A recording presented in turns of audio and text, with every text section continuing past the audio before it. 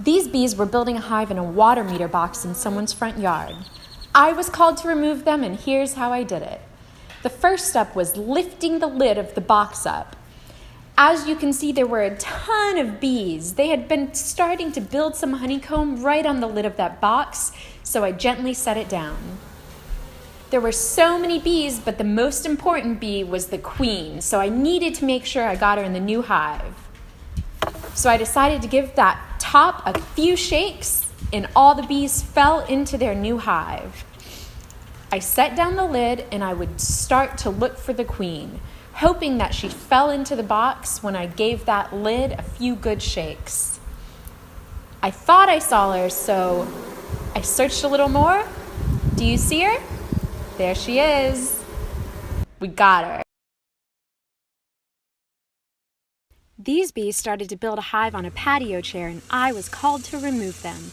The first thing I did was lift the cover of the chair to reveal a beautiful beehive with thousands of honeybees. I started to carefully remove the hive from the side of the chair, always looking for the queen bee every step of the way. As I removed each piece of comb, I put it in wooden frames of the new beehive using rubber bands to secure it for transit so that the bees could use it later on. There was a lot of comb, but also a ton of bees. So I used my hands and started scooping bees into their new hive while looking for the queen. Soon enough, I found her. Do you see her in there? She's the largest bee in the hive. There she is. I put her into the new hive, and all the other bees started to go right in since they wanted to be with their queen. And this was all actually on the second story of a house, so I used some rope to lower the hive to the ground, and I saved the bees. I got a call to remove a colony of bees from a compost bin, and here's how I did it. The colony had been there for months, and there were tens of thousands of bees. So I started to carefully move the comb structure from the bin into a temporary travel hive. I put the comb into frames using rubber bands to secure it for transit. Then I started to get the bees into the temporary hive by scooping them up with my hands. These bees were pretty gentle and did not try to sting me as I worked with care and intention, all while looking for the queen bee, who is the largest bee in the colony. After I removed a lot of the worker bees, I suddenly saw the queen crawling on the side of the bin, so I put her in a clip to keep her safe. There she is! I put the queen in the new hive, and all the other bees started to follow her scent. So I closed up the hive, I loaded it into my truck to take them to their new home, and it was another successful day of saving the bees. Here's how I removed a beehive from a backyard shed. The bees were living under the floor. I found the hive entrance, but to see the size and location, I used my thermal camera. Then I cut into the floor where the bees were located. I carefully lifted the piece I cut out and discovered a beautiful hive full of honey. Since the bees were gentle and it was over 100 degrees out, I took off my veil, enjoyed some fresh honey, and went to work removing bees. I scooped the bees into a temporary travel hive while looking for the queen. As a professional beekeeper, I've learned how to read the bees' behavior and could tell that these bees would not sting me.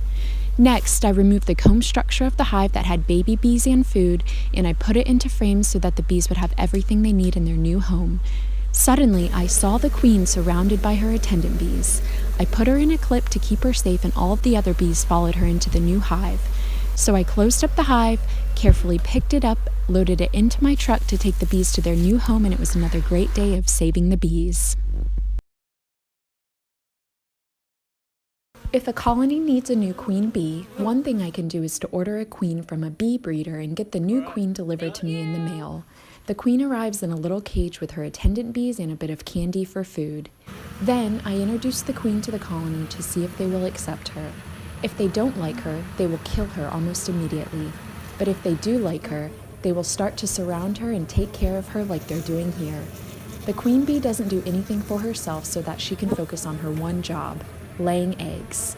She has a group of attendant bees that follows her everywhere. They clean her and feed her and take care of all of her needs. I got a call to remove a colony of bees from this tree at superstar Jason Derulo's house, and here's how it went. Let's say the bees. We started to remove bees and comb from the tree. The bees were very gentle and were not trying to sting us. She's not gonna sting me? Oh. She's not gonna sting you. Oh, You're okay. she's You're coming. okay. The bees had a ton of extra honey, so everyone ate some fresh honey straight from the hive. Is it on my face? Yeah.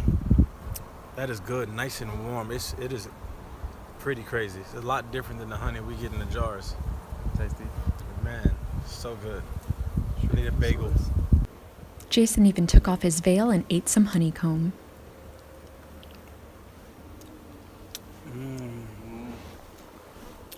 This is insane. After we removed as much comb as we could, we waited for the bees to get into their new hive so they could be relocated to the Bee Leaf USA Bee Sanctuary, and it was another great day of saving the bees. There was a big beehive under the floor of this shed, but as soon as I started to remove the hive, most of the bees moved to the outside wall, so I started to scoop the bees into the new hive with my hands. As a professional beekeeper, I've learned how to read the bees' behavior, and I could tell that these bees were calm and did not want to sting me. They just wanted to get into their new hive. So I kept scooping bees off the wall while looking for the queen bee. When the bees are gentle, I prefer to wear as little protective gear as possible. The less gear I'm wearing, the more dexterity and agility I have. After scooping most of the bees off the wall, I didn't see any signs of the queen. So I went back in the shed to look for her, and there she was, surrounded by her attendant bees. I put her in a clip to keep her safe, and as soon as I put the queen in the new hive, all of the other bees followed her pheromones and went into the new hive on their own. I waited for all the bees to get into their new home, then I closed up the hive, and it was another great day of saving the bees. I got a call to remove a colony of bees from the sink cabinet of this camper trailer. First, I gave the bees just a few puffs of smoke to get them to move away from the comb so that I could grab it without squashing any bees. These bees were calm and were not trying to sting me, so I reached inside the cabinet and started to remove each piece of comb while looking for the queen bee. After I removed most of the comb, I saw the queen in the corner of the cabinet surrounded by her attendants. I put the queen in a clip and I placed her in the new hive. But most of the bees were gathering around the window of the RV, so I started scooping them up with my hands. I needed to get as many bees as I could into the new hive with their queen, so that the colony would recognize this as their new home. I spent a lot of time scooping bees off the window, and I waited for the bees inside the camper to get into the new hive. I thought I was done, but when I went outside, there were a lot of bees gathering on the side of the RV. So I scooped them up, I put them in their new hive, and it was another great day of saving the bees. This bee was outside the hive on a cold winter day. She wasn't moving, so I picked her up and I put her in my hands. I gave her a few breaths of warm air, and I waited as the heat from my breath and from my hands warmed her body. Honeybees survived the winter by clustering together inside the hive to keep themselves and their queen warm. But when a bee gets too cold like this one did, they become paralyzed and they enter a sort of chill coma. During this state, they lower their body temperature and metabolic rate to survive the cold without food. If a bee stays too cold or in this state of paralysis for too long, it can die. But if the bee is able to warm up like this one did, movement will slowly start to return to its body and it can survive. Once this bee was able to walk, I put her back where I found her, and she returned to the warmth and safety of her colony. Bees had been living in this washing machine, and I was called to remove them. So I carefully lifted the lid, and I found a beautiful hive full of honey and very gentle bees. When I looked inside, I saw layer after layer of fresh honeycomb. The bees had worked so hard to build this hive, and I wanted to do everything I could to preserve it for them. So I started to remove the outermost parts of the hive with nectar and honey. Then I reached the heart of the hive, the brood nest. This is where the queen lays eggs and where the baby bees are born. Everything that I removed from the washing machine would be given right back to the bees in their new hive, but these pieces of comb were pretty big, so I had to cut them in half to fit into the wooden frames of the new hive. I secured each piece of comb to a frame using rubber bands, then I put the comb into the new hive. Next, I started scooping bees out of the washing machine and putting them into the new hive. As a professional beekeeper, the most important part of my job is being able to understand bee behavior, and I could tell that these bees felt comfortable with me as we worked together. After most of the comb had been removed from the washing machine, I looked around and suddenly I saw the queen at the back of the washing machine. She was a strong and beautiful queen, so I put her in a clip to keep her safe and I put her in the new hive. It looked like most of the colony had moved to the outside of the washing machine, so I used my smoker to herd them into the new hive using a little bee bridge I made for them. I scooped a few more handfuls of straggler bees into the new hive. Then I left the new hive there all afternoon. When I returned just before sunset, most of the bees had moved into the new hive, so I loaded the bees into my truck and we drove home. I had just enough daylight left, but I was able to get them settled into their new home in my apiary, and it was another great day of saving the bees.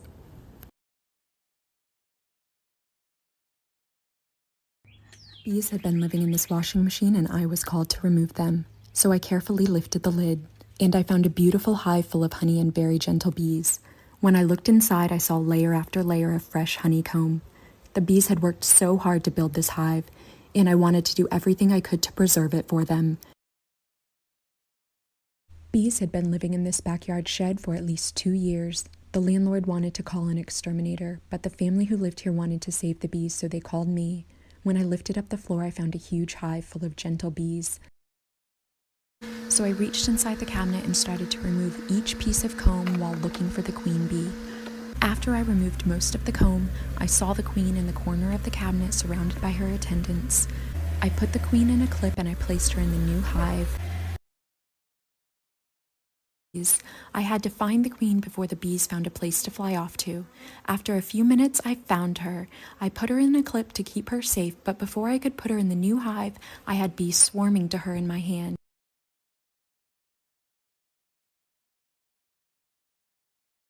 I got a call to remove a colony of bees from this backyard compost bin, and here's how I did it. First, I started to carefully remove the comb structure of the hive.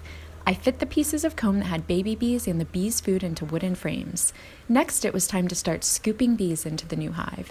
I always wear protective equipment when I need to, but since I work with bees almost every day, I've learned to read their behavior and could tell that these bees, like most honeybees, were very gentle and would not try to sting me. So I kept removing comb and removing bees from the bin, all while looking for the queen bee. After I removed most of the bees, I saw the queen crawling up the side of the bin, so I put her in a clip to keep her safe. She's the largest bee in the colony, which makes her a little easier to find. There she is.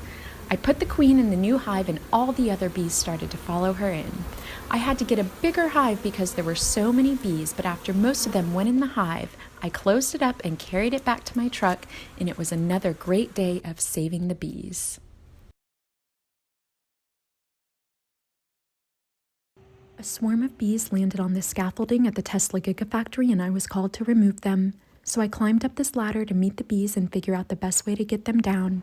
When I got to the top, I found a colony of very gentle bees, so I offered them a temporary travel hive and they started to move right in.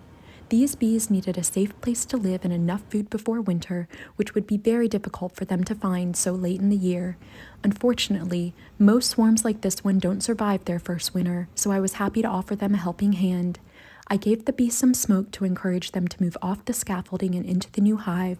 I waited and watched as more and more bees moved in, but I still didn't see any signs of a queen. So after the colony moved into the hive, I climbed down the ladder and loaded the bees into my truck to take them home. When I got home, I saw that my mail carrier had left an envelope at my front door with the queens that I ordered the week before. When queen bees are shipped in the mail, they are often sent in these little wooden boxes with corks at each end, a few attendant bees, and some fondant for food. So I removed the cork at the end of the box next to the food. This would allow the bees to eat their way through the fondant and make a tunnel for their queen to exit the box. So I put the queen in her new home, but I still had to get the bees in there, so I just shook them off the temporary travel hive. I waited for the bees to move into their new hive, but these bees still needed some more help. So I put the bees in my apiary and I opened the hive next to them. These bees were very healthy and had plenty of resources to spare, which meant that they could donate some to the bees in need. So I took some food and some brood from the strong colony, and I gave it to the weaker one to help them survive. Then I closed up both of the hives, I made sure the bees had everything they needed, and it was another great day of saving the bees.